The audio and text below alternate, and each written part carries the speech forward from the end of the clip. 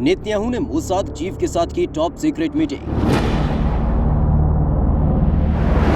Hamas के खिलाफ बहुत बड़े मिशन की सुगबुगाहट तेज।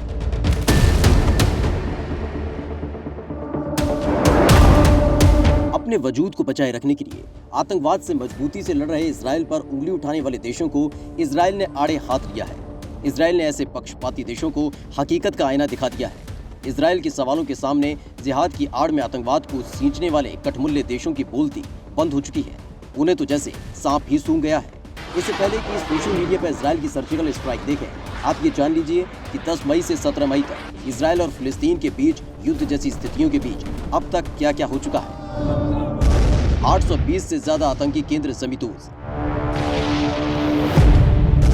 130 से ज्यादा आतंकवादियों का खात्मा, 460 हमास रॉकेट मिसफायर, यानी फायर होने के बाद इन रॉकेट्स ने अपने ही इलाके में तबाही मचाई। 3150 से ज्यादा रॉकेट इजराइल पर दागे, 10 इजरायलियों की मौत। 90% रॉकेट्स को आयरन डोम ने नाकाम किया। तो ये है हासिल उस लड़ाई का जो हमास ने इजराइल के खिलाफ छेड़ी है। दनादन आसमान से बरसती आग की आग। अब इजराइल के सामने सिर्फ दो ही रास्ते हैं, या तो वो इस आग के सामने आत्मसमर्पण कर दे, या तो इस आग को अपने जूते तले रौंद डाले। इजराइल जैसे मुल्क से पहला विकल्प चुनने की कल्पना तक नहीं की जानी चाहिए, क्योंकि ये वही मुल्क है जिसने मिडिल ईस्ट के तमाम मुस्लिम देशों की संगठित शक्ति के खिलाफ भी युद्ध में सरेंडर नहीं किया था। अलबत्ता उन्हें उनकी औकात याद दिला दी थी, क्योंकि अरब देशों के लिए ये जंग भले ही 20 लाख किलोमीटर के मामूली जमीन के टुकड़े के लिए रही होगी, लेकिन इजरायलियों के लिए ये जंग अपनी मातृभूमि के लिए थी। इस बार भी इजराइल ने साफ कर दिया कि वो पूरी ताकत से आतंकियों का सफाया करेगा, वो भी निर्दयता से, क्योंकि निर्दोष इजरायलियों पर मिसाइलें बरसाने वाले आतंकियों पर रहम कैसा। अपने लोगों की हिफाजत के लिए की जा रही इजराइल की कार्रवाई को नृशंस बताने वालों को इजराइल ने दो टूक कह दिया है कि अगर आपके ऊपर ऐसे हमले होते तो क्या आप हाथ पर हाथ धरे बैठे रहते? अगर आपके देश की 70% आबादी पर आसमान से इसी तरह आग बरस रही होती तो वो लोग क्या कर रहे होते? इजरायली फोर्स IDF ने एक वीडियो ट्वीट करके UN से भी सीधा सवाल किया है कि संयुक्त राष्ट्र के सदस्य देश बताएं कि अगर उनके देशों की 2/3 आबादी मिसाइल हमलों के निशाने पर होती तो क्या वो चुपचाप ऐसा होने देते, खुद की सुरक्षा न करते, अपने लोगों को मरने देते? वीडियो में दिखाया गया है कि हमास के हमले के बाद डिफेंड करने की तमाम कोशिशों के बाद भी इजराइल के शहरों को काफी नुकसान हुआ है।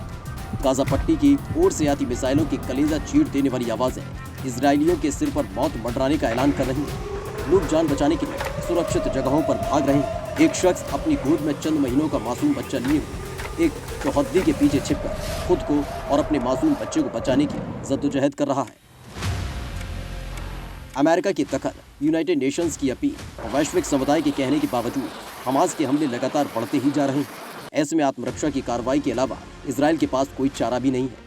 IDF ने अपने एयर डिफेंस सिस्टम आयरन डोम से हमास के 90% से ज्यादा मिसाइल हमले को न्यूट्रलाइज कर दिया, लेकिन बाकी के 10% में इजराइल को कुछ न कुछ तो नुकसान पहुंचाया ही है। 11 इजरायलियों की मौत भी इन्हीं हमलों का ही नतीजा रही है।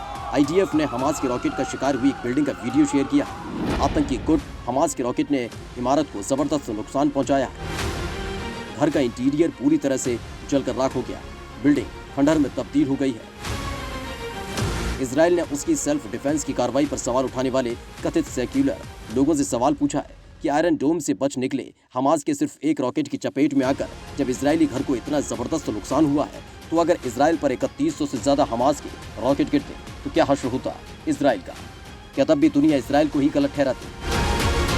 हमास आतंकियों के समूल नाश के लिए इजरायली प्रधानमंत्री बेंजामिन नेतन्याहू पहले ही ऐलान कर चुके हैं। भारतीय समय के हिसाब से रविवार दोपहर 12 बजे उन्होंने बेहद अहम बैठक बुलाई थी। इस बैठक में हमास के होश ठिकाने लगाने की आगे की रणनीति पर चर्चा की गई थी। माना जा रहा है कि इस बैठक के बाद हमास की धरती पर वजूद की उल्टी गिनती शुरू हो चुकी है। तेल अवीव के केरियो में बेहद हाई लेवल की इस बैठक में बेंजामिन नेतन्याहू के साथ ही Israeli defence minister, IDF chief of staff, ISA के हेड, मोसाद के चीफ और नेशनल सिक्योरिटी काउंसिल के मुखिया ने शिरकत की। हालांकि मीटिंग का एजेंडा सिर्फ मौजूदा हालात पर मंथन को बताया गया, लेकिन प्रबल आशंका इस बात की है कि नेतन्याहू अब जल्द से जल्द हमास का काम तमाम करना चाहते हैं। इस मीटिंग के बाद नेतन्याहू ने ऐलान कर दिया कि वो अब हमास को बख्शने वाले नहीं हैं। उन्होंने घोषणा कर दी कि आतंकी संगठन हमास के खिलाफ अपने आखिरी दिन गिन ले, क्योंकि इजराइल अब पूरी ताकत से हमास से इस नुकसान की सूद समेत कीमत वसूलेगा। नेतन्याहू के सख्त तेवर हमास के पहले दिन के मिसाइल हमले के बाद से ही देखने को मिले हैं। वो अपनी फोर्स के साथ पूरी ताकत से खड़े हुए हैं, बिना मुस्लिम देशों के दबाव के आगे झुके या बिना किसी देश से मदद की उम्मीद किए। नेतन्याहू अपने देश के लोगों और अपने वतन के सम्मान के आगे किसी और को अहमियत नहीं देते। इजरायलियों में उनका यही जज्बा मुल्क के लिए मर मिटने को भी तैयार रहने के लिए प्रेरित करता है।